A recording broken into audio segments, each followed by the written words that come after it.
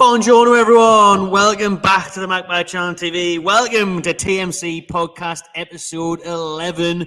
We've got the new mics in the building. New mics, hopefully they work. So this is all trial and error. So please do let us know live on YouTube now if you can hear us all right, because as we say, this is the first time testing these new mics out. So please let us know if the audio is okay. If not, then we are knackered. Yeah. I'm going to clear out the things. Not really sure what to do if they don't work. So yeah. Got the new audio interface, got the new mics. We're going to have guests on as well so we can share the mics out. So that's the plan. So hopefully it sounds fine. And thank you to the audio listeners as well who hopefully can hear us. Sounding fresh. Ooh, sounding fresh. Good stuff. That's what we're like to hear. Everything good, says Aaron. Loud and clear. That's what we're like to hear. The mics are sounding fresh. That's crispy fresh. Money well spent in so far. You know what else is crisp and fresh? A nice blind faith. Ooh, that is probably the numero uno in the You know what it is? I had one last night, and I was in bed last night. What was I watching? I was watching some new, not new, it's old, but it's the first time I'd seen it. Happy Valley. Never heard of it. Me and the wife started Happy Valley last night, and I was having one of these. I was just sat there, just having a sip, thinking, this is fucking lush. This is really, really. I was like, you kind of get better than the blind faith. It is the best thing. Sensational. I'm on the old Citra stores, to be fair. It's like a citrusy ale, and it's absolutely delightful as well. I wish to get the cheat code back in. I haven't had that for a few weeks. Get the cheat code back in, lads. A little bit annoyed about it, to be honest with you. Aye, sorted out. We're here at Anarchy Brewery, as always, so thank you to them for hosting us. You can scan the QR code on your screen now as well to grab yourself some beers and support War Flags in the process. If you choose, it's up there. There it is. There it is. And the link is also in the description. You can see it on your screen as well. This week, then, Keg, we are going to digest a lovely away win to Fulham. Mm-hmm. And then we've got plenty of other topics to get through, as well as a look towards Spurs on Saturday. So any questions, get them in the chat, and we'll come back to them at the end of the show. But let's start off then, Kay, with that 1-0 win at Craven Cottage / Chicken Cottage. What did you make of it? Win's a win. Win's a win. That's 3 points, 3 points. That's all that counts. Brexit's Brexit. We've gone through them over the last couple of podcasts, like trying to predict like how the rest of the season would go, and last week, like how obviously the Fulham game in particular would go, and we both said we've got to win. Like we both knew it wasn't going to be pretty because they're in pretty good form. They smashed Spurs the week beforehand. Santiago Muñoz is in wicked form. Santiago Muñoz, he missed a couple of chances though, thankfully. He did, aye.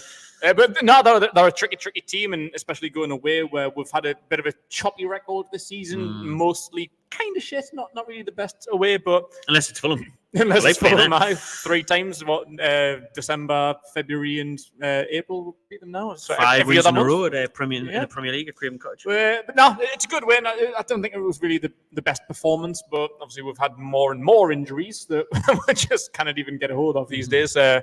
So, yeah, I don't think it was the best performance, but a 1-0 away win to a pretty good. Let's hope that hasn't went off on your side. It went off for us briefly. Don't know what happened. Mm-hmm. Hopefully you can still see us and hear us. There's the first problem of the afternoon. Good stuff. It wasn't the mics, though. It wasn't the mic, no. It was visual this time. So that's great. Let me know the visuals all right as well, actually, because last week I think it was an issue with YouTube because the signal was fine, wasn't it? Back now, Mark says. So I think we did go off for a split second there. Let's see what we're looking like live. But I'll say on that Fulham game that it was an absolutely horrendous opening 20 minutes, even first half, to be fair. Wasn't it? We really struggled, especially defensively. And I think you've caught the exact moment there live where we went off for a minute. Mm-hmm. So that's good. At least the picture's looking all right, though, when we're back in. But that Fulham game, it was honestly one of the worst starts I've seen from us since the takeover. Yeah. We were all over the place, and Fulham were all over us. Mm-hmm. And we were lucky that they didn't capitalise on that. They were wasteful the chances. I remember Pereira getting in some good positions. He scuffed a header. We talked about Muñoz. He hit 1 or 2 straight at Dubravka. I thought Dubravka was decent enough where he was closing down and putting the pressure on Peter, but we didn't get going at all in that first half an hour to full time, to half time, really. Right until the end, eh? So we're lucky that we got away with it and Fulham wasted chances. But then what I loved about this was the old dark art by Eddie Howe and Jason Timber yet again. Because Martin Dubravka goes down injured. Shit out. Not injured at all. Because the best part was the cameras pan towards the bench and you're seeing Gillespie and Dubravka, Gillespie and Karius not even warming up for Dubravka. Oh, yeah, no. Dubravka's down injured. Especially not Gillespie. Gillespie's on Tinder. He's too busy straight on his phone. Game Boy Color. He was. Red. He was just, they were sitting there chilling, nobody was warming up. And that was the funniest part. That was the best part for me. Like, they weren't even attempting to warm up. And then second time, he actually went down. This time they thought, we're going to get bollocked again. Yes, we'll say people might realise what we're doing here. If they didn't know the cameras might pan in and realise second time Dubravka's gone down and still there's 2 goalkeepers on the bench and not one of them's decided to warm up. They are. It's a little bit suspicious, that one, so I will we'll put it on for the cameras. It was brilliant, that. Like, and I tell you what, it worked out, didn't it? Because it gave us a chance to give them a bit of a bollocking. Eddie Howe to get stuck in them and get them a bit more organised whilst on the play. Aye. I think sometimes that's what's needed. Like, I think some people might think Eddie Howe's a little bit too soft on them. So if they're not performing, which at times this season they haven't, like, it's good to see Eddie Howe getting stuck in instead of just being like Mr. Nice Guy. Nah, you don't want a Mr. Nice Guy. Sometimes you want like a Fergie giving you the hairdryer treatment. I think it's like kick up the arse. Like, some people might see it as a negative, like being too hard on the players, but yeah, if you're getting $100 a week, then fucking toughen up, buttercup. If you didn't like it, fucking get the hell out of the kitchen. Well, what was interesting was Bruno saying at full time, he credited Eddie Howe with his goal and with that win, because he said he literally did get stuck right into them at half time and let them know that this isn't the Newcastle United that we are. Yeah. Eddie Howe said to them that where's the intensity, where's the press? Nobody's given enough for the shirt, and you could see the difference as soon as the second half started. Yeah, definitely looked a lot better. The awful start, really poor. Like I say, like sometimes the halftime breaks just what you need, as long as you're not down. Like, if you went in, like if you conceded in like the 45th minute, and like it changes things. I suppose it depends the other way, and all. Even if you go 1-0 up before half-time, sometimes it can mask a bad performance. So the manager will be like, oh, well, we're winning, so sorry, just keep it up. Like, true, and really, like, no, you need to pull a finger out. Maybe it's going 1-0 down might spur them on. Like, that might be, like, give the manager a little bit of extra confidence to go out and be like, how? Pull a finger out, lads. Like, this is shocking. Like, it was bad before we were 1-0 down. Now we're 1-0 down. It looks like a mountain to climb. So, yeah, 0-0 was an okay place to be going in at half-time. It was a lucky place to be. It's away as well. Like Fulham can be a tricky team. So, just to keep them out, keep Muniz, who has been the informed striker in the Premier League over the last few weeks. Like I say, he missed a couple of chances. So, yeah, I think we were lucky, got away with one. But so to get the 0-0 into the dressing room at half-time, then, yeah, it was good for them to get in Eddie Howe and Jason Tyndall get into that Riaz and be like, "Oh, hey, lads. Sort it out. Sort it out, man. Sort it out, man." And they did sort it out. What I will say before we talk about us sorting it out and getting the goals, well, we did score 2. We'd only got 1 given in the end, was I thought Isak had an off day on Saturday. Yeah. Poor first touches. He wasn't getting, obviously, loads of service, but when he did, he just seemed to be off the pace for me. On Saturday, he was sloppy, shall we say. It seemed to be one of them games, like we sort of had like November, December time, where it's like, when we had loads and loads of games, like, we haven't really had that many games recently. It's just been like pretty much every Saturday. It's like what you expect in the Premier League. But yeah, it just did seem like a bit of fatigue. I don't know if the injuries have played into it. Like, we've lost whoever else in recent weeks or whatever. Like Gordon suspended, and who else has gone out? Like Tino, who else has gone out? Miggy, yeah. Tricker's still not back. Obviously, we lost Lascelles after losing. Lascelles, that's who I was thinking of. And like, we know, like, Longstaff's been playing injured. So I think, like, we're getting to the back end of the season now, where the likes of Longstaff have played pretty much every minute of pretty much every game this season. Yeah. Known fine well, he's been injured for weeks. So yeah, like, fatigue probably is setting in now, and we're going to talk soon about like the remaining fixtures and where we can finish at the end of the season. But the sooner we can get people like Trippier and stuff back, the better. Like, I don't even know who's due to come back. We know Joelinton's probably going to be out for the rest of the season. We know good news on him soon, though. We know Lascelles and Botman are. Hopefully, Wilson and Pope can be back soon. Willock, he went off injured again. He's not the same. Like, He went off. So yeah, that's just a lot of fatigue, a lot of injuries, just a lot of like uncertainty. Maybe it's a bit of an unsettled camp. Do you reckon? Maybe it's like maybe that's why.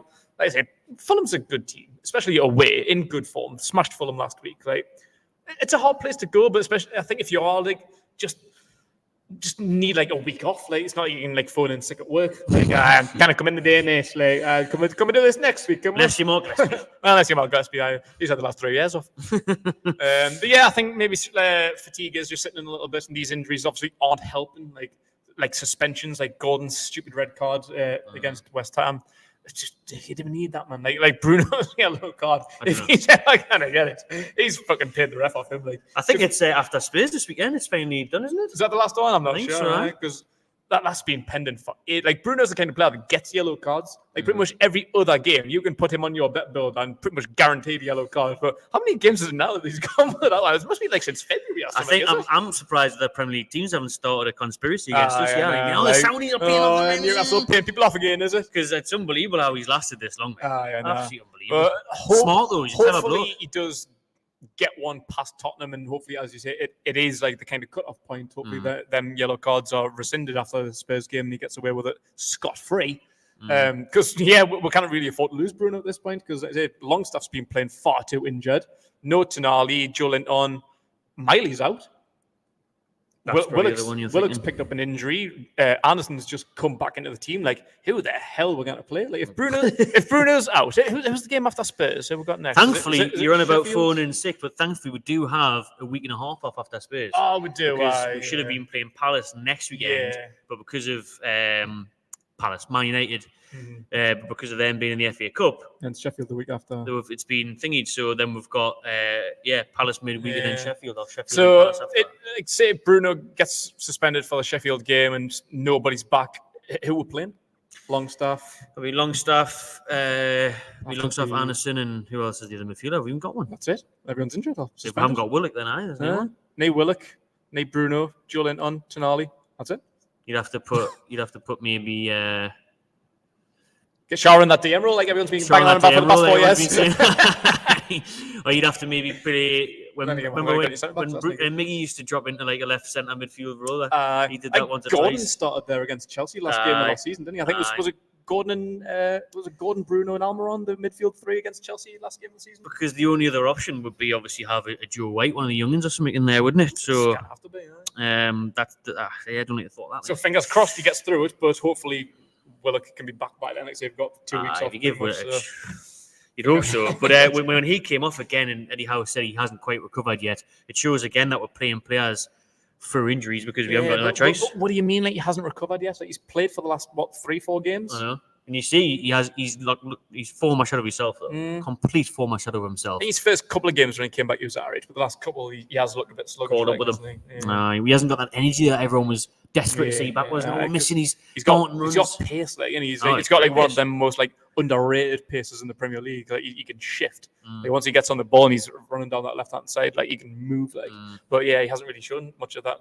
Well, at all this season because he's been injured for most of it. I remember seeing him at Old Trafford in the Cup and he scored. And he was unreal that day. And then that's literally the only thing he's done all season.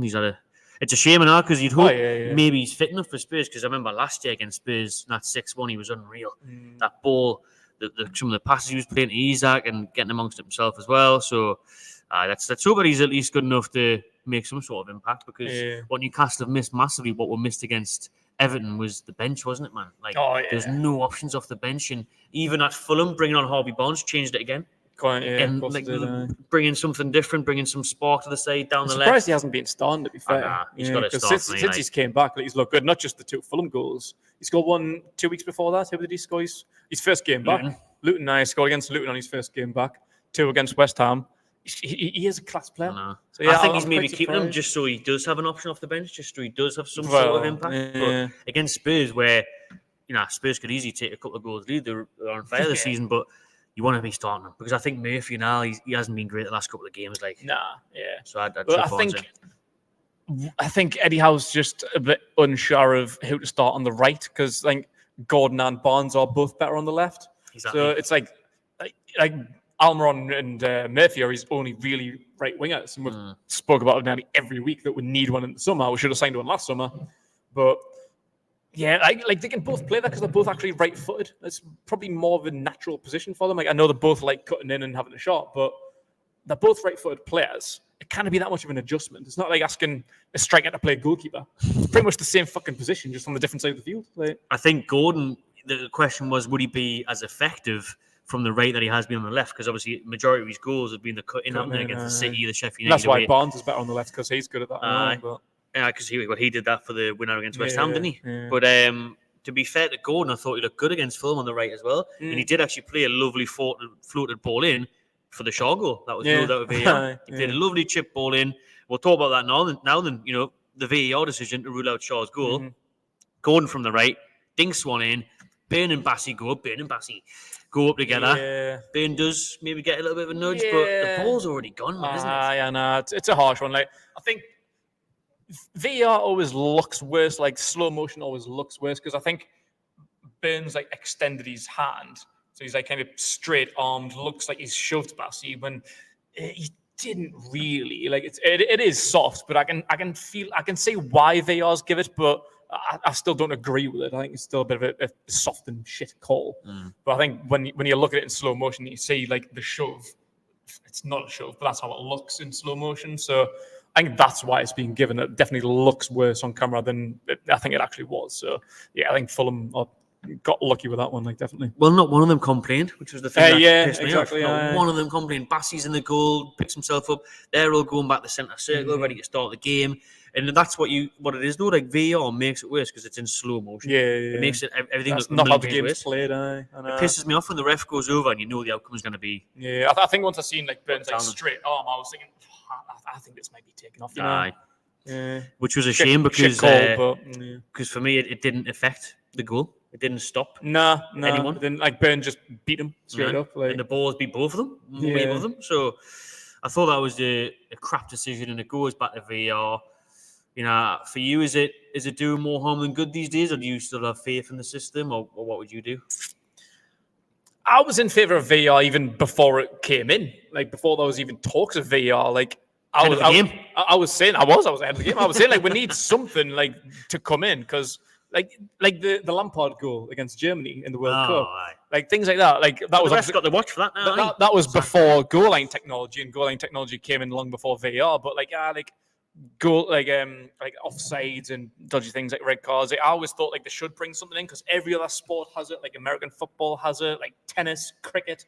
Every sport pretty much has and seems to use it well. Yeah, everyone else knows how to use it. But when did VAR even come in? Was it 2018? Was it the World Cup? And it was actually Harry at the World Cup. Loads Everyone of penalties was were given. Like the penalties were soft. The last World Cup, was good. The 2018 World Cup, which if that was the first time, I can't remember. But loads of penalties were given. Like it was a bit of shit, but it made it more entertaining. But I think, like I was saying last week, I don't like it because for offsides, like the minimal calls, like when it's zooming in, just trying to find like hair, Isaac's elbow hair against him. Like I hate calls like that because, like I say, it's like I was saying last week, it's meant to clear and obvious errors. And if you're drawing a line, zooming in, trying to find like an elbow hair just straying over the line, like it's not clear and obvious. Like you're clutching at straws. So it's just a system that doesn't work. And I think referees are leaning towards it. I think referees have got softer because they've got that backup. Like I think they're afraid to make a call in case they get it wrong, and just like, we'll just net VR, have a look at it. Like, so yeah, it doesn't work. I don't like it. Sometimes it works, sometimes it doesn't.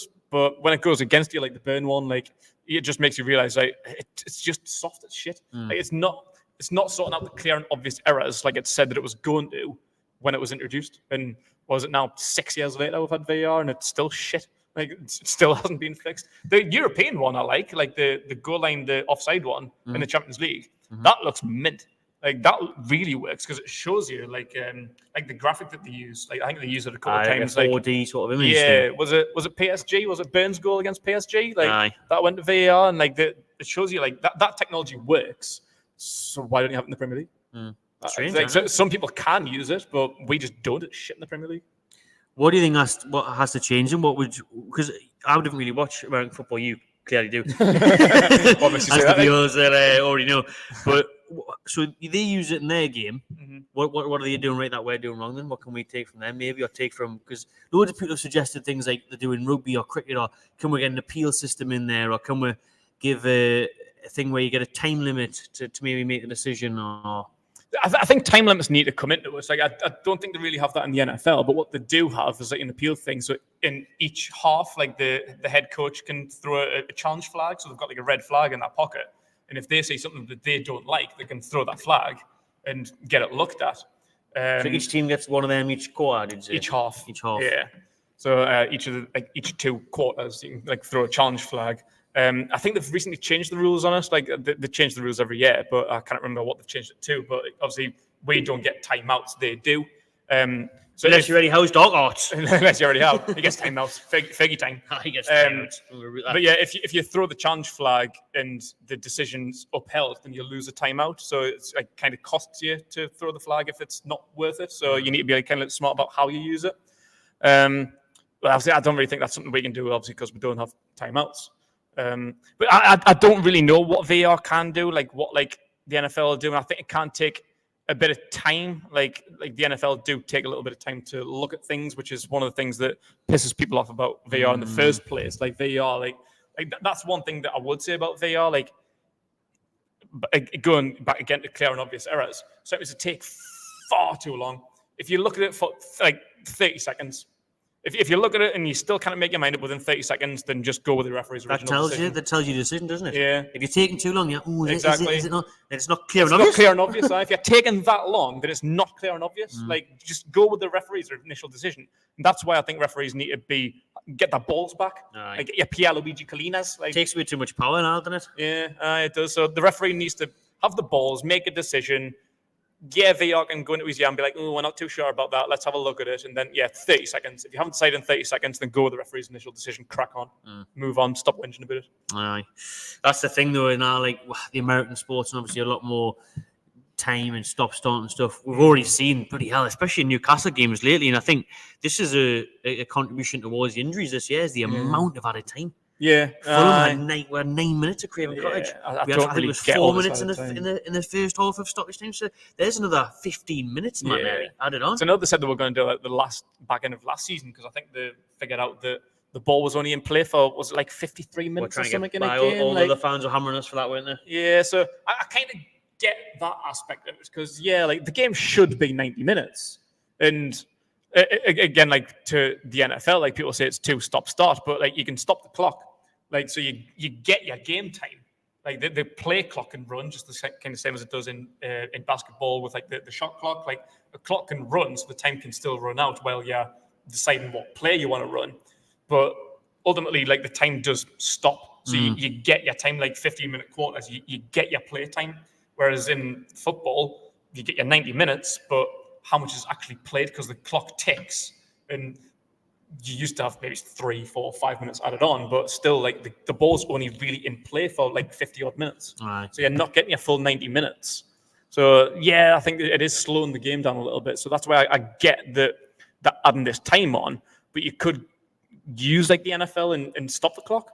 Like, make sure you get 90 minutes. If the ball goes out and like people can't time waste, like people like taking times with throw-ins and go, like, I know, like when you're losing, if it's like 1-0 and the goalkeeper's taking fucking 4 minutes to take a goal kick, like the fans can get on their back. Like, just stop the clock.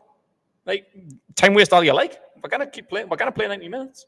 So I think that's something that they could look into. But I think, like, the NFL do look at things. Like, there has been like an announcement of rule changes every year. They look at things, and all the owners can propose rules. And then it goes to all the other owners, and it has to be like a majority decision is if it gets passed. So rules change every year in the NFL. But I think football can be too stubborn. I think we're too old school to allow change. We don't want change. Like, say VR's been in for 6 years and we still didn't like it. Because it's all these old bigwigs in FA in London, man, and just sitting there, just smoking cigars, drinking tea still, you know what I mean? Not taking out about it. And stuff. Like, like people don't like change. Like with like the Europa, the Super League bollocks, like, and even changing to the Champions League. Champions League format, I don't want the Champions League to change. Like, it's the best club competition in the world, and has been for about 100 years. So why are you changing it?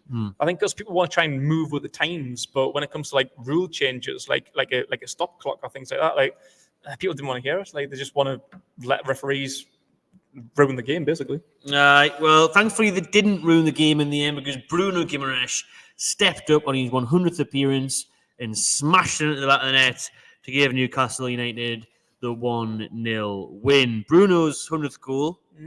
Appearance. Hopefully he gets 100 goals and thousands of appearances. But in those 100 appearances, to be fair, he's got 14 goals, 13 assists. He's only ever missed 7 games in Newcastle United. Yeah. And in those 7 games, good.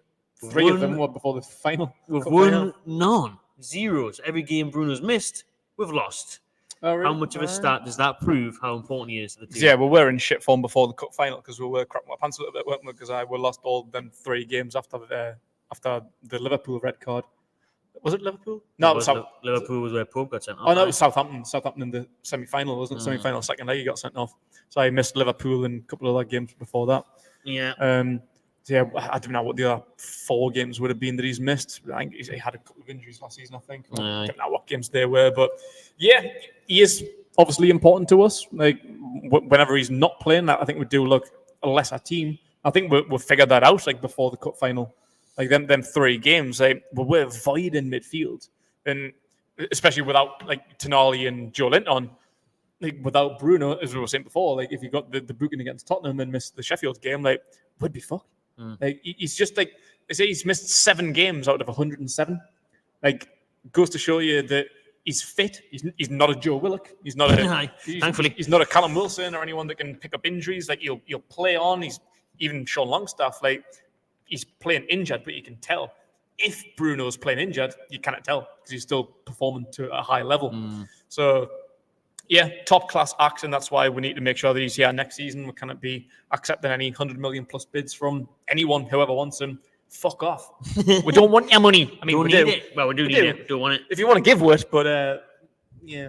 If you want to buy Bruno for 120 million and loan him back for the next 10 years, that'd be lovely. Thank you. Do you think, though, that your Darren Ealeses and your owners would have the same opinion, whereas if someone did come in with that 100 million release clause that he's apparently got, that they would be like, oh, actually, nah, he's too invaluable for us. We need to keep him on, or would they look at that and think, for amortization and FFP, and you can end up spending triple that, will it be worth it? Because at the same time, though, and Eddie Howe said it, there's not many Brunos in world football. No. And that's why he will go for big bucks. And his agent was spotted at a PSG game the other day. And he's heavy linked with PSG. But to be fair, that could be anything. I mean, his agent's probably got into that. More players on his books than not just Bruno. Top class agents of players all over the world. 20, so most likely got a client in he's probably watching one of his clients play. He's probably got a big deal of it.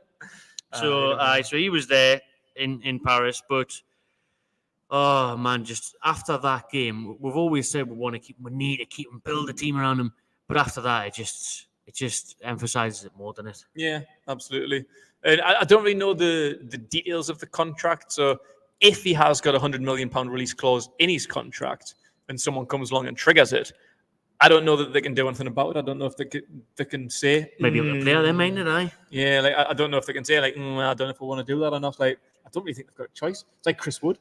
Like Burnley didn't want to sell Chris Wood, but we released his clause because was it Daishi was still the manager at that point? Like he was bitching about that, wasn't he? Cost him relegation, to be fair, so he's right to bitch him about it. Yeah. Cost him the job, not to be fair.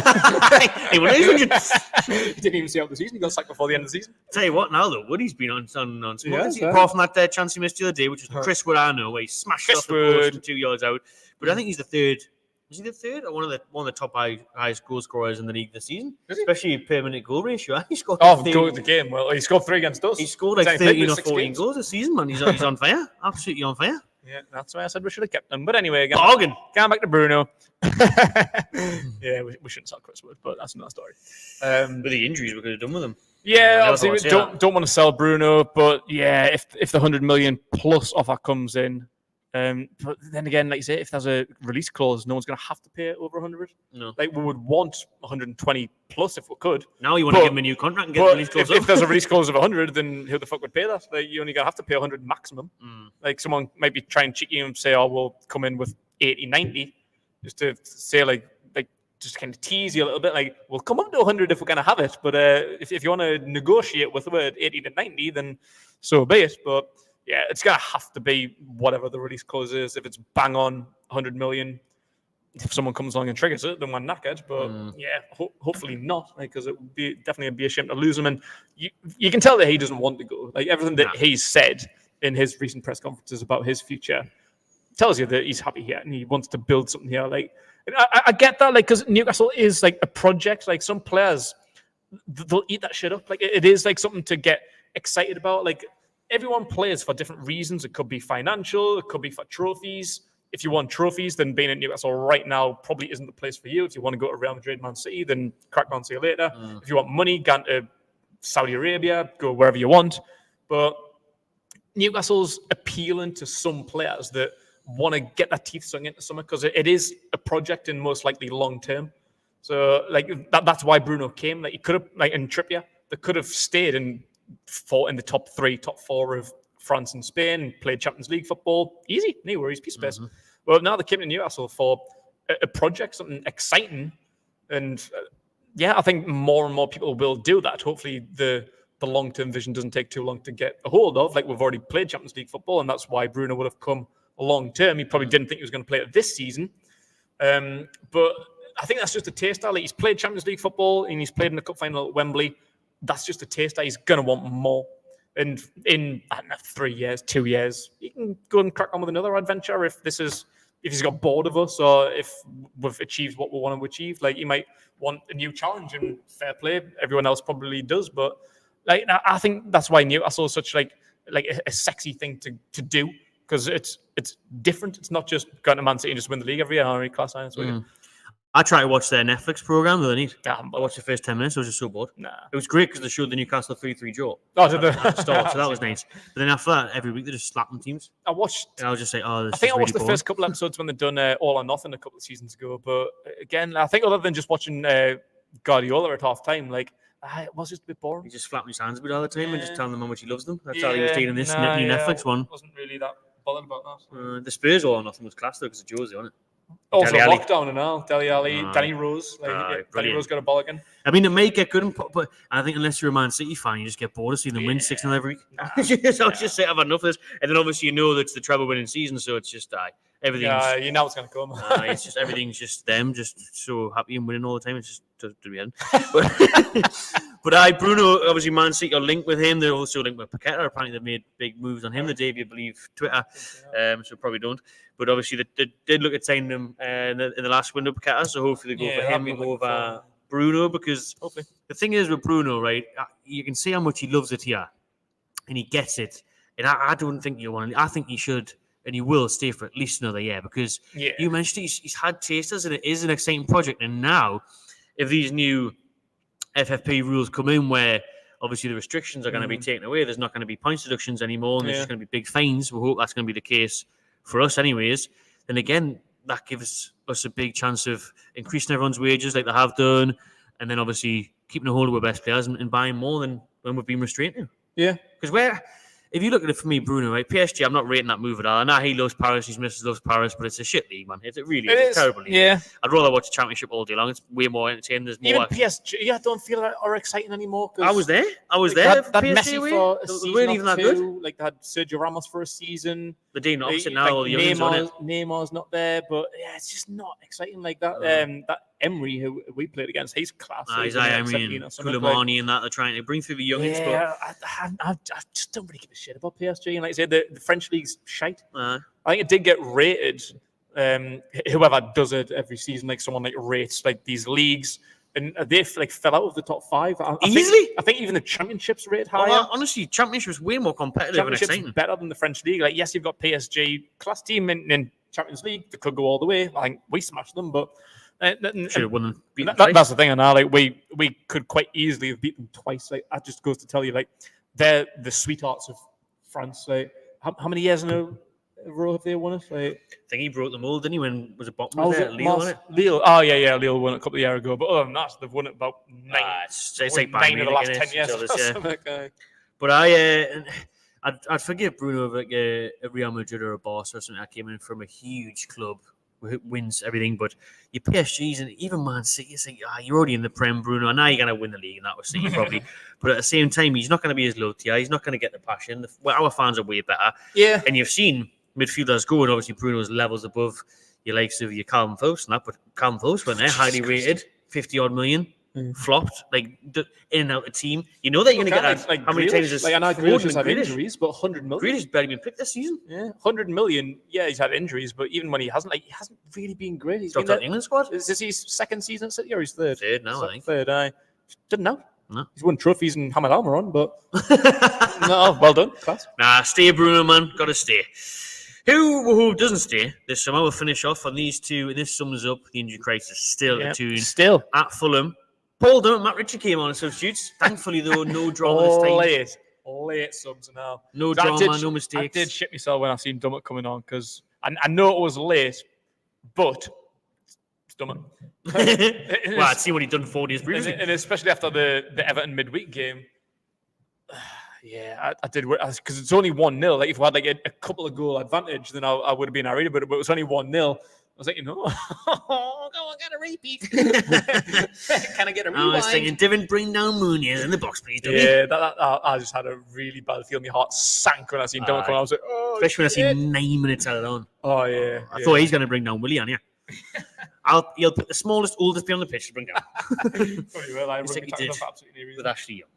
But thankfully, we held on to that 1-0 win. And it was a great week for Newcastle in the end where we got 7 points out of a possible 9. Yeah. The other United, Manchester United, only got 1 point out of 9. And that was, to be fair, against Liverpool. So they flopped a couple of results, which has left 6th place wide open. So we're only 2 points off, I believe, 6th place now. And we have to go to Old Trafford and play them. So that gives us a glorious opportunity to steal Europa League 6th place off the Red Devils. How beautiful would that be? And how mental would it be considering the season we've had? Yeah, and remind us in a bit because I had something that I wanted to bring up here. But yeah, I think like any sort of European football after the season that we've had would be an achievement, and I think we should celebrate Europa League. Like, well, definitely. Like, what positions is it? Like, typically it's 5th, 6th, and is it 7th or is it just 5th and 6th that get it? I think it's 5th and 6th, but this year it's all changed. Like, yeah, I think if City win the Champions League and Liverpool win the Europa, then it Allianz tits up. Like anyone can get it. Like 8th place could maybe get you to 9th, get you Conference League. I ain't got exactly. It's all permutations, isn't it? As long as Chelsea don't win the FA Cup as well, because everyone else is already qualified as well. So that's true. At the minute, I think 5th will get Champions League, 6th and 7th will get Europa, and 8th will get Conference. Yeah, but 6th at least is going to guarantee you Europa. It's not. You're not going to get Conference League finishing 6th. No. So yeah, wherever we're finishing, we get Europa League. I'm more than happy with that. Like I said, even if it's 7th and we somehow managed to get it down to a knock by effect by Liverpool win the Europa or whatever it is, I'll absolutely take that. Like, so it has been a hard season. It's been a difficult season. So I think Europa League's all level. Like, we've outdone myself by getting Champions League last season, and we're done well. We're done myself proud in the Champions League, and I know a lot of people might laugh at them like, "Yeah, you finished bottom." Like, yeah, but that doesn't tell you the story. I'm sure we're even top of the league. Like, at the time when Joelinton scored against AC and we're 1-0 up, were we not top of that group at that time? I think PSG and Dortmund. PSG and Dortmund were 0-0, weren't they? Yeah, at that time we were 1-0 up and PSG and Dortmund were 0-0. So I thought we were top, but regardless, we were top at 1 point. I think after the first 2 games we were top because it was AC Milan, a point, and then PSG. That was the second game, wasn't it? So we're 4 points out of 6 in our first 2 games. Great start, eh? We absolutely smashed the Champions League. Like, we'll finish bottom of it, but group of death, though. Yeah, absolute group of death. But what Man U did, finish bottom of their group that had Copenhagen in that. Yeah, could quite easily have done well. So, yeah, I think the Europa League's all level, and I think we could go far. Like, regardless of whatever group we got in the Champions League, and I know we did get the group of death, even though we've done really, really well. But we're never going to go far. No. But in the Europa, I really feel like that's all level, and we could push quarter semi-final easily. I think we could. I think we'll have a great run, and even if it was Conference League, look at what West Ham did with that trophy. But I think, definitely. But I think now we've got to be looking at Europa League, really. Even if we don't close down Man U in 6th and 7th is good enough, then we should make 7th our own now. We've still got that game in hand on West Ham, so it could be ours. Obviously, that the lead equalised against Everton was a bit of a bummer. Ball is completely now, of course, 7 games to go. Win the games, it's ours because of the way the fixtures are. You've got them up there, Man U and Newcastle's, but Newcastle in 8th on 47, Man United in 6th on 49, West Ham 48. But we've got a game in hand on West Ham, and we also do play Man U at Old Trafford, so that one could be the decider. The thing with Man U is you never know what you're going to get there. Draw against Liverpool, then they get beat off Chelsea, and then, you know, if we look at Man U's fixtures, we've got Bournemouth away. I wouldn't be surprised if they got beat there. Bournemouth away. Them next... We've got 3 easy games. I was going to say, the Palace have been crap. 3 games to 4 games, yeah. Then Arsenal's their only hard team. Thing is, though, with Arsenal... get beat. But I think Bournemouth, we just need... If we beat them, and hopefully they do have a couple of slip-ups because, like I said, they've been shite. Hopefully Arsenal smash them. The thing with Arsenal is that Man United at Old Trafford, in the big games, we've seen it against Liverpool and that. We've seen it against Man City as well. They'll turn up. They'll probably get a draw against Arsenal, but get beat off Bournemouth. That's the kind of thing that they do. I think the game we've got, which is still to be decided, isn't on that list there. That's the most important one because we've got a similar run-in. Like, we've got Palace, Sheffield, and Burnley as well, just in opposite order, and Brighton. So we've pretty much got the same schedule. We've got Spurs, they've got Arsenal, we've got Brentford, they've got Bournemouth. So it's a pretty identical list, isn't it? So I think that game against us is potentially like a sixth place final, obviously depending on West Ham. But I think we're going to beat out West Ham. So I think sixth place is only in our own hands. Like, just don't worry about West Ham or Man United. Just win our games that we've got left, starting with Spurs. Like, that's the big thing because they've got Arsenal's second last game. Their run-in's a piece of piss up until there. Whereas we've got Spurs first, which is our hardest game. But whenever that Man United game is, that's going to be huge. And like I said, we just need to do our business by beating Palace, Sheffield, and Burnley. It's a joke how it still hasn't been announced, that game. The season finishes in 5 weeks. It's going to be like a Wednesday night in and out. It's going to be midweek. Probably, but someone made a good point there. She was in the chat as well. West Ham have Europe, so they might fade away. But I don't think they'll be in Europe for very long because I think they've got Bayer Leverkusen in the quarters, haven't they, on Thursday night? I think they've got Bayer Leverkusen. So I think Xabi Alonso will be knocking out Moise right there. But it's a good point. Obviously, they've got more games. And obviously, Man United have got the cup as well. Got a semi-final, haven't they? Against Chelsea, which you'd expect them to. Well, again, I said Chelsea's beat them last week, so you can't expect anything in that one. But if they get through, then they'll have another game. They'll have a cup final to focus on. So that will definitely help us, to be fair. I hope Man U get through.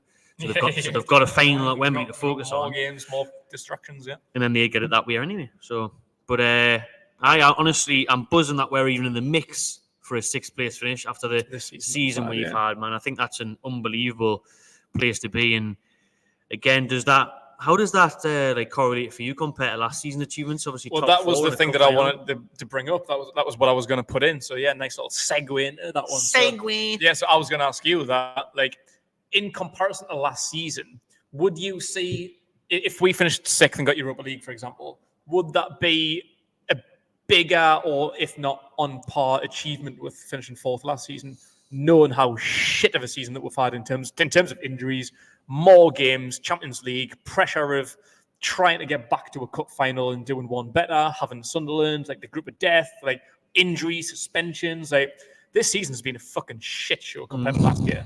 And if we finish sixth ahead of Man United and get Europa League, like, and I know a lot of fans have been whinging, the Eddie Out brigade can fuck clean off if we finish sixth. Oh, no, honestly. Because sixth place with this season that we've had is a mega achievement. No one else could do better. I'm telling you. Say it on Sky. Nobody else.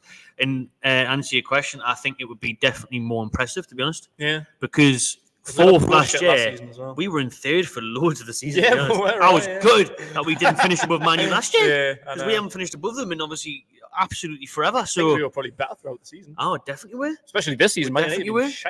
Definitely were. So if we get six we've had a injured 11 bloody all season that's been better than fit 11. Well, big signing hasn't played all yet. Well, the big money Tonali deal hasn't worked out. The mad cup draws of City away in the cup after getting Chelsea and Man U. City, United, Chelsea, City again. Sunderland's a big game. Exactly. Made that look easy, now. Fulham's probably been the easiest draw we've had. And Fulham's a good team. And that was so. And then obviously we mentioned the group of death in Champions League. So it couldn't have went any harder this season for Eddie Howe. It couldn't have been more difficult. Mad season. I hope nothing's been confirmed yet, and that probably hasn't been. But I hope there's been a documentary made this season. Oh man! I hope Amazon's been following with this season because that documentary would be class. I wish they have, but I don't think they have because you've seen them all over the place. You can tell it was just a one-off that season. But now run it back. Last season's documentary obviously seemed to get top 4, and that was amazing. But I would love for the cameras to be behind the scenes and show you like what's gone on, like with the whole Tonali thing, with the injuries, with Champions League, beating PSG, beating Sunderland. Like this season's been a documentary in itself. It really has. Like behind the Windy, yeah. behind the scenes documentary this season would just be an absolute showstopper. As much as what last season finishing fourth would have been. I agree. I think it'd be some achievement if Eddie Howe could pull that off. If we could get 6, and just to wind up the Man U fans, it would probably get Ten Hag sacked if he isn't sacked already. Yeah. To be honest, we managed to get him out the door. So if I had to say to you now, Keg, will we finish above Man United in 6? What's your answer? It's a difficult one because there's a lot of if, buts, and maybes. Obviously, a lot of games, a lot of results, things that can happen. But I believe we can. Yeah. I wouldn't put a bet on it, but I really think we can. I think it's got to start with Saturday beating Spurs. That's a big indication. Yeah. So if we can beat Spurs, then why not? Because the rest of our games are way easier than Spurs. Obviously, let's say Man United could be like a 6th place cup final. So beat Spurs, then it's just all eyes on the rest of the season. Just do our jobs. Beat Palace, Sheffield, Burnley. Brighton and Brentford can be tough games. We've got to be able to beat Brentford. Get revenge on Brighton for the embarrassment of the away game at the beginning of the season. Awful. And they've been poor for a while now. And just Man United. That game's going to be massive. It is. Wait for it. That's probably going to be the decider, isn't it? That one, that midweek trip to Old Trafford. Let's hope it was like the cup trip there during the week earlier in the season. But I'm going to buy it. I'm going to say. So I'm just looking. I reckon there's a little bit of a gap there. So I reckon it could be the second last game. I reckon it could be in between Brighton and Brentford. Because anywhere else is squeezing it in a little bit. Like it's obviously going to have to be squeezed in. It's going to have to be a midweek game at some point. That Wednesday before the 11th, after the 11th, by the looks of it. Yeah. Let's wait and see. Let's hope we can do the job and finish above them. I'll say we'll do it, but at the same time, getting 7th would be amazing. Anyways, that would do the job. On to some great news today, then, which is apparently Joelinton edging ever closer to signing that new deal. The Telegraph and many others now, Fabrizio Romano, are reporting that the deal is pretty much done after positive talks this week. Steve Nixon, who did actually sign Joelinton back in the day when he was the head scout, who's pretty much doing it now, he's been leading the talks and with the Brazilian and his representatives, and everything's going well. Everything is looking like it's about to be announced that Joelinton will sign a new 4-year deal at the Toon. 4 more years of J7. I love it. Get him, which will make him one of the highest earners at the club. Imagine if we had this conversation 4 years ago. I say we are all absolutely mental and have lost the plot. Yeah, at that time it was like, just get rid of him for 5 million. Everyone said that. Everyone was like, just fire him. He's the worst bet. Fire him. Terry's contract up. The Apprentice. You're fired. He's about club record signing, but people are more than happy to take a 40 million cut, and that was in the Mike Ashley days. That was pre-takeover. People were just like, I get rid of him. He's the worst player we've ever had. Remember when we were at Rochdale away in the cup? Foreman in the car park doing the match reaction. Just him in that seething orange kit just couldn't even dribble, couldn't shoot from 2 yards. My God. In the crowd, we were screaming for Elias Sorensen. Wow. Where's he nowadays? Last I heard, he was either playing second tier Dutch or Danish football. Wow, bloody hell. Christ knows. Because he was the up and comer. He's the one that everyone thought was going to be class. He was smashing it in the under 21s. Well, wasn't he? He was unreal. He was on the bench that day with Tom Allen, who was Accrington, maybe? Is he? I don't know. Maybe. Yeah, something like that. I don't know. Gated, probably. League 2-ish. Or, National League, I don't know. But them two were on the bench, and Joelinton was just beyond shit. Like, a lot of people had patience with him up until that point, and I didn't. Like, I'm probably always the last one. Like, I've always got patience with everyone, and I can kind of hope that everyone does well. When everyone's losing their head, like the Eddie Howe thing, like, I'm not on that board. And I think a lot of people aren't now. But at the time, like, people had long lost their patience with Joelinton. But that game, I'm sure it was like the 2nd or 3rd of January. We drove down to Rochdale. It's freezing. Awful. Probably still a little bit hungover from New Year. Awful. It was just absolutely awful. Who scored? Because we went 1-0 up. Did we? Oh, it was 1-1, wasn't it? Yeah, we went 1-0 up. Almiron scored. Almiron put 1-0 up. Yes. And then I think like some 39-year-olds player equalised or something. They should have won it all. Oh, they had loads of chances. Towards the end, it was proper squeaky bum. Like, they were going for that winner. But we couldn't because, we were shit. Joelinton was absolutely terrible. Darcy Sorensen's at Esbjerg, Danish 2nd division. Not even in the 1st division. It's Crazy. God. And he was meant to be our future. Anyway, that was pre-takeover, obviously. But he just generally just didn't look like a footballer. Like his touch, like nothing. I remember someone put a good ball in from the left, and all he had to do was run onto it at the near post, but he just didn't. He was just lazy. Didn't chase anything. His touch was horrendous. Like he just looked like he couldn't be asked to be there. So that was his body language. That's what wound me up. That was the time. Look at him now. That was the time that I lost patience with him. But so yeah, now like you say, like 4 years on, talking about being the highest paid player at the club, absolutely mental. But yeah, he deserves it. From my own personal perspective, I think his weekly wage is a little bit too high, but I'm not going to get strung up on that. So What's it rumored to be now? Was it 120? Aye. Same as Bruno more than Trippier, more than Isaac and that. Yeah, but I think he's showing how important he is. I think him not being here, like we've spoken about, like how shit Dan Burns been. Like Joelinton is so he's been moved to centre back. Joelinton's that proper shithouse like defensive midfielder who, well, he's box to box really. He can get forward. He's good at joining the attack. He can assist. He can score now.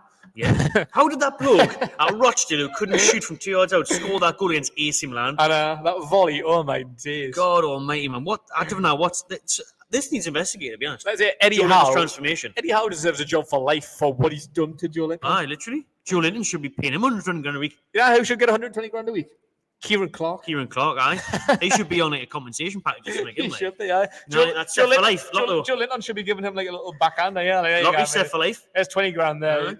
Just for sorting me out. That red card against Norwich absolutely changed my career. Transforming my life and he's getting Brazil games and everything. Do you know what I mean? Absolutely deserves. So yeah, I think $120,000's a little bit too much, but he's invaluable. He's a huge part of this team. We're missing him dearly now. So whatever keeps him here, if he was gonna get other better offers elsewhere, was he out of contract this summer? Next summer. So it was like people could come in and then get an obligation, could not get him for free or get him 6 months, cheaply, 9 months. So just keeping him here, whatever contract it is, it doesn't fucking matter. Just make sure that he's here. So yeah, big signing, happy with that. Huge. So, Wasn't he staying in? Hopefully that's an incentive for Bruno and all, because they're good mates. Brazilian buddies. Yeah, so hopefully Joelinton committing his future here means that Bruno might be inclined to stay as well. Exactly, because it wasn't long ago that Bruno signed a new deal, and obviously everyone talks about him leaving for the FFP benefit, and maybe because of the release clause that's in there, but hopefully Bruno sees that, and everyone sees that, because I think it's a huge intent by the club, tying down Joelinton, because Joelinton, we're talking about there's not many Brunos, there's nobody Joelintons anymore. There's no one like him, so everyone would have a bit of him. Imagine, these teams that could do with Joelinton in the middle of the park, you get into a lot of sides. I think, I think he's unbelievable, and it does show ambition from the owners, tying him down, and it's just as good, really, as getting someone this summer for me, because obviously we're desperate. I am. To see that midfield next year with Joelinton, Bruno, and Tonali.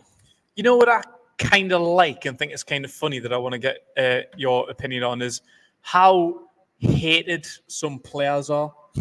Like a lot of people say Gordon especially, but Bruno and Joelinton, I've heard a lot of other fans say that they're the most hated player in the Premier League.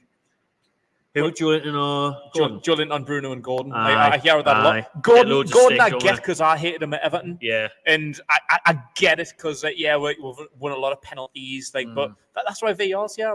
He knows how to win a penalty. It's not that he's dived. The Calvin Phillips foul, I think, is a penalty because he swiped his legs. He got in. I think it was clever. He played for the penalty, but he played for it where he legally won it. Yeah. VAR checked it and give it. So you cannot complain at Gordon for diving or that it's not a penalty, blah, blah, blah. Clever more than a dive. He's done it.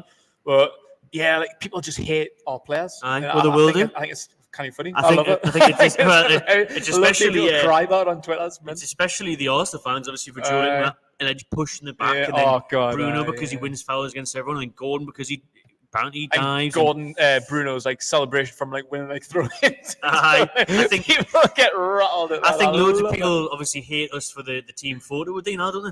Why are you doing a team photo? Man United beat Fulham. Man United, especially because the scene in the documentary, the picture of when we beat them last season after the cup final. Aye. So that picture's up in the training ground somewhere, and Man United think that that's about them. They're they're buzzing that they think that win means something. So I think when we beat them earlier, they're like, "Oh, yeah, I bet you'll put that picture up an hour, won't you?" Like, well, I will. Because we do it with everyone. Every week. It's got naught to do with beating Man United. The fact is, we beat anybody. Like, there's hundreds of these pictures, like, since the takeover. All along the corridors at the training ground. It's got naught to do with beating Man United. Like, don't think you're something special that we've, we're beating Man United, so we'll put that in a frame and hang it on the wall. Like, no, that's not what it's all about. So, yeah, people getting rattled at what we've done since, like, post-takeover is absolutely hilarious. So, Joelinton's tied down. Hopefully, Bruno isn't going anywhere. Okay, we're going to touch on Yankuba Minter now. Yes! Because he's your guy. You've been picking him up for a long time. Future right winger at the tune for next 1,000 games. And he's on absolute fire at the minute. Yes, eh? The battered Ajax the other day. Got 2 goals and an assist. Yeah. I can't remember what the stats are for his season now, but he's obviously doing very well on that right flank for Feyenoord. The question is, would you recall him in the summer, or give him back to Feyenoord, or give him to somewhere else? It's a 1-year deal, isn't it? So we wouldn't recall him. He just come back. He comes back to summer, yeah. So would you send him out on loan again, or would you keep him? Nah, not at all. Like, keep him. I've probably said this half a dozen times on this podcast in the 11 weeks that we've done it. Like, for me, he could start next season. And we're speaking about, like, Chiesa. So you want to save the money. Other people, like, I think he's worth keeping in the squad to at least back up. But looking at what he's done, and I think I might have said it last week, he's playing at a high level. Like, look at Garang Kual. Not doing very well on his loan spells, and a few others don't. Like, he's at a high level. He's played Champions League. Like, Feyenoord's a big team. Like, if you go on loan, like Kual's in the Dutch Premier as well, but Feyenoord, Ajax, and PSV are the big dogs. Like, if you're playing in the Dutch league, then that's class. And not everyone makes it. Like, Kual's had a bit of a rough season playing for a team whose name I can't even pronounce. Don't even know who they are. But yeah, Minter's just looked absolutely class. And I've related back to Dan Ashworth, like everything that he'd done at Brighton. He just seems like the kind of typical Alexis Sanchez, Moises Caicedo type, Mitoma. Everyone that he signed, absolutely nobody's from nowhere, signed them for Brighton, put them out on loan, came back world class.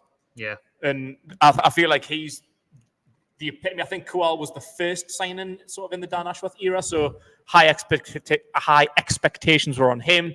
He was already a full-blown Australia international, had highlights about absolutely smashing Barcelona in pre-season, so he looked like my first big sort of young signing to get excited about. Put him on loan to Hearts. Hasn't worked out. Hasn't worked out for him in Holland. But Minter looks the real deal. And it's a position that we really, really need. Oh. If you put him right now alongside...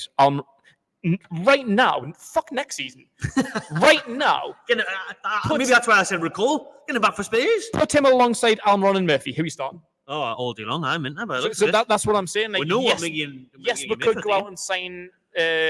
anyone Chiesa like Chiesa. I wanted Diaby last season, but Minter just really, really looks the real deal. So I'm not saying he should be starting 11. I'm just saying give him a chance. Like, let him back up Almiron, or if you do sign somebody else, let him back up, ease him in, like Livramento. Just give him cup games to start with, see how he does, and then by the end of the season, I can guarantee he'll start. Especially if we do get some form of European football, definitely keep him in. And then you Murphy can play against bloody Ajax in the Europa League or whatever it may be. Because for me, I would cash in on Miggy this summer. We wish we had sold him in January when the Saudi money came in, but he didn't want to move. If you get a good offer, 20 plus, he's gone. Oh, honestly, I would take that all day long. Age as well. Yeah, I would take it all day long, and then I'd move him on. Murphy will be out of the squad because, to be fair to Murphy, I think he's done better at right back than he has right wing lately. When he had to slot back in there, we know he's got a decent cross on him, but he wasn't great against Fulham again for me. So Minter, he just looks so effective. Yeah. He looks a threat. He's got the pace. He's got brilliant ball control. He can cut in on his left, or he can keep going on his right. Is he 19? I think he's 19. So honestly, man, he's. I know some people said it last week, and I've seen a comment in there saying he's playing in an easier league, and I get it. He Get is. that, yeah. But like he's just torn apart probably the best team in the Dutch league. Like I say, if you're playing Feyenoord, PSV, or Ajax, they're the top dogs. Ajax are a pretty good team, and I know like we mentioned Alfonso Alves and Davy Klaassen and other Dutch players have come to the Premier League and looked mid, but have ended up shit. But I think he's young enough, and I think the whole development with the Dan Ashworth signing, the loan spell, the position of need, like right wing is a big position of need. Like I say, he's young enough, so you bring him back. You don't start him straight away. You put him in the squad, like reducing the cup games to start with, but bleed him in, like we did with Tino. Like Tino didn't see any action until Man City in the cup, really. Bruno didn't even. Bruno had to take a little bit of time. So yeah, I think bring him back next year. See what he can do. Like give him up until January. If he's looking slower, then just put him out on loan again until the end of the season. It's fine. Like, he's young enough to just continue his development, but I think he's better off being here and seeing what he can actually do in the Premier League as opposed to going like. Would you, if we loaned him again, would you give him back to Feyenoord, who like is a good team, European team, or would you do something better? Like maybe give him to a Premier League team or a La Liga team. Premier League would be ideal, but I couldn't really see that happening. So maybe like Bournemouth, that would be great because they play good football and that. So that would be ideal. That they get tested against the teams that we'd be coming up against every week. But even if he did, like you just mentioned, went to a La Liga team. Do you know what I mean? If you went to, would Atletico Madrid be too much? Maybe a Sevilla or Athletic Club who won the Copa del Rey last week. Who's the other one? Got some young uns. Valencia. Aye. Valencia could be a good move. But no, I want to see him here. I want to see what he can do here. I think now give him at least until January to see what he can do. He should come here if the situation as it stands now with right wing. Oh yeah. If that FFP thing comes into effect where you're not going to get points deductions anymore, you just get fines. We can splash cash on a right winger if you want. Because anyhow, that's one of the main targets. That's what the league has been from the Athletic. Saying that goalkeeper, right wing, obviously centre back now, and a striker as the main targets for the summer. So 4 or 5 players at least. That could be another argument for that though. Like I said last week, we should bring Minda in to save money and concentrate on other positions, but if the FFP rules do change and we can go spunk a ton of money and buy a big money right winger, but if we also sell Almiron, then we'll just be down to new signing and Murphy. Yeah. So I'd still bring Minna back for depth. Just like I say, I think that's a good way to bleed him in. Like you just need to start every week. No, and then do you know what it is? Obviously, we keep on getting these links with Keza. I suppose he, with his experience, especially on international level as well. We're brilliant for a minute at work on that. Yeah. I mean, learn off Italian he's got to be 30, 31 Keza, maybe. So I don't have any idea what he is, but I feel like he's been playing for a kind of long time. He's been on FIFA for a while, hasn't he? Yeah, he has. So yeah, like say, like if you got like a proper class, elder, experienced right winger and had Minta play under him, even Murphy, like he's not world class, but he's experienced, he's been around. So like being in the kind of room with them two, with Gordon and Barnes, like wingers that now what to do. Like, I'd definitely bring him back until January. See what he can do. Let us know in the comments what you would do with Yankuba Minta. 2 more topics to get through with a little look towards the Spurs game. This next one here is breaking news tonight about the Adidas kit is apparently getting released on June the 7th. After that came out in the court papers, at the minute, the club and Sports Direct are at war with each other in the courts because Newcastle have said that Sports Direct aren't allowed to sell the new kit. Sports Direct have obviously refuted that. They took us to court regarding that. And in those documents, it was stated that the new home kit will be released on June the 7th. Now, there's been a couple of leaks and rumours of what the kit could be, but that is your date, apparently, for the first Adidas kit in 14 years in Newcastle United. It feels longer. I was surprised, man. I think I've seen your post on that on the channel, on Instagram and Twitter. Follow us if you don't already. Actually. Yeah, 14 years. It seems like so much longer than that, to be fair. But I think it's because people only think of the good ones, the 90s kits. Yeah, 40 years ago was Love and Crowns in the Championship. Custard Cream. Was it? Did we still have 2010? Did we? Fucking hell. 2010, 2008, 2010. Kevin Nolan, Andy Carroll, Love and Crowns, Damien Duff. I suppose when you think about it like that, Jesus Christ. Mental. Feels like we had Puma for donkey's years. Yeah, and we did get Puma for about 10 years after that. Not 10. So what was the date there? June 7th. Everyone's obviously saying they've missed a trick not doing it on June 9th. Played in races. Clutching straws a bit there. Like. And is that earlier than most years? Because I always feel like we're the last team to put. Well, thankfully, Adidas will maybe sort it out for Yeah. once. I think last year the kit was June 20th or something like that. It was like the second or third week of June. Oh, that's because like in the last few years we've always put our kits out. Probably the last team in the Premier League to release our kits. Back in the day, and I think someone mentioned it in the comments a few weeks ago about like kit release. Like we always used to play like the last game of the season, and some teams still do. Yeah, some teams still play the last game of the season in the new kit. You get to see it. It's already released, so you're ready to go on holiday. Like people go on their summer holidays, like June, July time. Money maker. Like to get that kit. Right? Exactly, but that's what it's for. That's why it's smart to get it out. Yeah, people want to go on holidays and have their new shirts and stuff. Like, but we didn't release ours until fucking August. Like, it's just bad marketing. I thought so. Well, it was I think the sooner you get it out, like when the season finished, like so, like mid-May is like the earliest until. Yeah, like first week of June. So that would be the latest I would put mine out, to be honest. So 7th of June's fine, as long as it's not like end of June, like it probably has been in recent years. Hopefully, we'll see Adidas changing everything. Won't they? They're obviously taking over the clothes shop at St James's Park. They're going to be transforming that. Figures also disclosed during the tribunal suggested that Adidas' production run is around 375,000 shirts. So they're expecting to be a big seller. Well, as it will be, because everyone bought this, didn't they, with the Champions League badge on everything. So with Adidas being back, you'd think that. And obviously, again, the fact here is that Sports Direct are challenging the club's plans to sell next season's shirts themselves and via JD Sports as an exclusive license. So we're trying to get them away from Mike Ashley's shops, which he wouldn't be happy about. It's a bit of a weird one, that. Like, I don't really know what to make of that, because it's a bit of a just kicking the groin for me. It is a bit of a kick in the dick to Mike. And in all honesty, I'd just absolutely love to repeatedly kick Mike Ashley in the dick. But like Sports Direct is like an easy shop to get to. They're all over the bloody place. It's like the bloody plague. They're just easy. You can get to them. Like there's one on every high street. Same with JD. St. Greg's now, isn't it? You go into Sports Direct and you see like all these mad like Spanish and Italian and French kits, and you think, who the fuck's buying that? Like, even like international ones, I'm sure I've seen like a South Korea one at one point. Like, so to not have a Newcastle one, like especially on like a Newcastle high street, in Newcastle, yeah, like it would just be weird. But he knows it's going to affect him there, innit? So he's that's why they're obviously kicking off. So yeah, I kind of get Mike Ashley's standpoint there. Like obviously he wants to sell Newcastle kits because Newcastle's a big team now. Like the win when he had one, but like people actually give a shit. Everyone started buying the retro ones, Adidas. Yeah, I feel like especially in like a Newcastle high street, because I don't know where. I think I was trying to buy one. I think I was up in Scotland in September, and I didn't have the new shirt by then. So I think I was looking for one, but they didn't have now. So like their options were shit.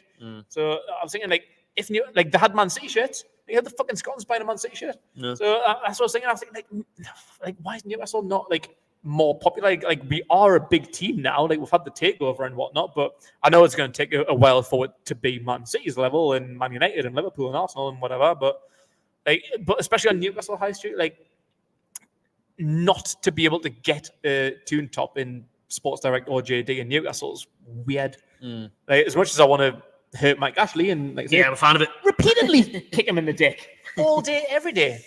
I think it's just a bit. It's a bit salty. It is very salty, very, very salty. Anyways, let's finish off the podcast. Get your last few questions in. We'll be going on for an hour and 10 minutes. Cheers to everyone that's been tuned in. Next up at St. James's Park is another lunchtime kickoff, and it is Tottenham Hotspur coming to tune 12:30. TMC Sports kit sponsors Seller have obviously confirmed that a special one-off shirt will be worn by the team. They're yet to confirm who the charity is that is going to be appearing on the front of the shirt. They haven't disclosed that information yet, but it's a nice touch, isn't it? The new one-off sponsor, one-off shirt against Spurs. Won't go into the team news and everything because we've been going on for a while now, so we'll just basically go through, Keg, how you think the game is going to go and give us a score prediction. Oh, it's easier said than done, Spurs. They're a strange team to predict. They've had a very up and down season. Last season absolutely rattled them. Amazing! That's 5 up in 90 minutes. Bring that back. Yeah, it's hard. Home, hopefully we'll get a win. Hopefully I'm not just saying that to be a bit of an idiot, but hopefully, it'd be nice to get a win now, wouldn't it? Hopefully we'll get a win, but I think we can. Obviously, like when we were speaking about before about the rest of the season, trying to finish 6th, big game against Man United. This is the only other big game. So I feel like if we can get a good start against Spurs with Sheffield United, Burnley, Crystal Palace coming up, like I think just getting a good start will be major. So I feel like this is a bigger game than it's probably made out to be. So yeah, probably a lot of pressure on this game, but one that I do feel quite confident about. Like, I know the Fulham, to be fair, it is. But last performances haven't really been great. No. We're shit for the majority of the West Ham game, even though we ended up getting a massive comeback. We dominated Everton. Bit better against Everton. We dominated Everton, but couldn't get the win. We weren't great against Fulham, but again got the win. So sometimes that's what makes good teams, though. Like getting results out of bad performances. Exactly, yeah. You want to grind them out. Alex Ferguson used to do it all the time, didn't he? So, hopefully we can maybe just grind this out. It doesn't have to be the best performance. At home, you would like to think that it would be. I don't expect it to be like last season. I would love it to be. No. Half those players injured. Yeah, I think we'll grind this out. It'll be a hard, scrappy game that hopefully we can get at least a 1-goal win over. Maybe it's 2-1 or something like that. I think it's going to be a really tough game. It's going to be another roller coaster. It's going to be like West Ham all over again for me. It's going to be very open. It's going to be end-to-end. Spurs are notoriously slow starters. Yeah. And they will be there for the taking of it with that high line. We could capitalise on that with the pace of Gordon, with Isak and that, and Bruno putting the ball over and loads of confidence from him. But this Tottenham team is completely different than the one we played last year. For one, they've got a different manager. We got beat, didn't we? Oh, we got pumped away 4-0, so 4-1 or something. Oh, yeah, we did. Ange is obviously doing a good job there. Been found out a little bit late, though. Kind of went off the rocks a little bit, but they've got a different manager compared to last year when we battered them.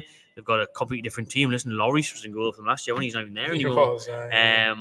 And a couple of the defenders have obviously now moved on, Eric Dyer and stuff, Harry Kane up top. So it's a different Spurs team. It's going to be a hard game, different game. Yeah. But I'll back something mad. I think it's going to be like a 3-2 or something. But actually, on this one, I could see a draw. I could see a 2-2.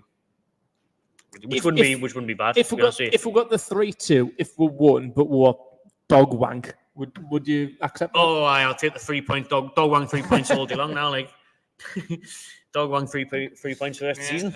3 points is all that matters, and then bring on Man United whenever that comes. Exactly. A few questions in to rattle through. Get the last couple in. If you're still watching and wanting to put them in, please do subscribe if you haven't already as well to the channel. Early one there from Chris at the start of the show. Even in Matt, if we can spend unlimited money, why do we consider selling Bruno and Isak? Yes, we could recoup funds, but why do we need funds when we are the richest club in the world? Well, it's kind of two parts that because easy, Chris, it's FFP in it, why you would need to recoup them. But if the rules do change, and obviously you're not getting these punishments like dock points anymore, it's just fines, then it obviously makes our life a lot easier, and we have got a better chance of keeping those best players and still spending more money. But just because if these rules change slightly as well, it just still doesn't mean we can just go and spend 700 million. Yeah, I was gonna say, like, how much will the rules actually change? Like, that's the thing. Like, yes, we're technically the richest club in the world, but could you just absolutely just if you want to do like Chelsea, if you want to just go and blast £1 billion in 2 transfer windows, like, could we actually do that without getting a massive fine? Or would it be that much up the tits where the Premier would be like, you're getting a point. You're just taking the piss a little bit, yeah. The rules have changed. Deduct your points. But, you've absolutely rinsed the rules, yeah. We would probably find a way to still get deducted points. Yeah, cheers to that one for Carl, saying he's loving the podcast. Thanks very much. Aaron here is asking, do we still need 2 centre-backs if Byrne is playing the way he is? Oh, yeah. Oh, God, yeah. Yes. Yes, Aaron. Yes, we do. We'll probably still do, to be fair. Like. Especially because we know, well, actually, both will. I'm losing names. Botman, and it's the same injury for Lascelles. So we know neither one of them is going to be back until December, January, which is pretty much half the season. Squad depth wasn't great to start with. So, yeah, we're going to need to sign someone anyway. and missing half of the season for both of them. The squad depth's shocking. Like, you cannot really go into next season starting Shaw and Byrne and having any backups. No, you can't. Like. So, yeah, like, when they come back, it might be a different story, but, yeah, we would need to sign at least one. Someone, Davy's asking there, can we recall Minter? Could he come and play back next week? No, we can't, and we wouldn't do that anyway. You'd let him just finish the season there. Danny's asking Pro Kit v Replica. Which do you choose? Oh, I'm going for the Replica because the Pro Kit's a bit tight in it, and it's a lot more expensive. Oh, yeah, so the Pro Kit that the players wear, it's really expensive. It's like 120 quid or something. Yeah. Whereas the Replica's 70, 80 now. The New England tops are mad. Jackie with a 2-1 shout there for Newcastle on the weekend. 6-0. So we'll smash them again. Aaron says 3-2 Newcastle. Jordy's mentioning here the fact that Madison just completely got away with punching someone the other day. That was good, wasn't it? That's great from VAR. Didn't check that though, did they? Punched someone in the chest. Didn't even get checked for VAR. Didn't even say that. Mental. Aaron, let's finish off on this question here. Dream signing for the summer. If you can pick one player, who you're gonna pick is your dream signing. That's a really tough question. Dream signing as well, so I can't dream and I can't go crazy here. Jesus Christ, I don't even know. I was going to say a straight there, but Isaac's still going to start for me. I was going to say Haaland. Haaland and Isaac up top. Wait, in the league then, to be fair. Why did they do that? You're talking dream. I'm going to have a think. And it'll be a right winger. Current. Whoever's the best right winger in the world right now. I don't know who that is, but that's who I want. So I can have Gordon, Isaac, and whoever. Yeah, I don't even know who the best right winger in the world right now is, to be fair. I would say, honestly, I've always wanted that Victor Boniface from Leverkusen. I wouldn't mind, obviously, Osimhen would be a big of a dream signing, big 100 million deal. And a centre-back as well. Give us an unreal centre-back since the injuries are there. Or an unreal keeper. I don't know. I need to look at names again because I'm forgetting who we could sign this summer. Because I'm still old school. Like, I think more about the past. Like when you mention centre backs to me, that you think about Sergio Ramos. I don't even know where he's playing now because he doesn't play for PSG anymore, does he? I don't even know where the fuck he is. Sergio Ramos. Yeah. Went back to his boyhood club, Sevilla, didn't he? Yeah, of course he is. No, nothing.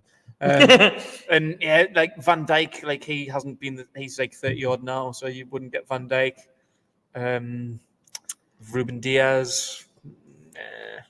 I'm trying to think of like players in and Who's around who's us. the best centre back in the world right now?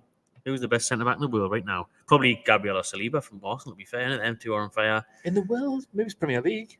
Is anyone better than them? Who else we got? We're seeing Mbappe. Yeah, it would be a big one. Hendrick. Steal him from Real Madrid. He's going to be good. And he cry. Watch him cry every week in Newcastle.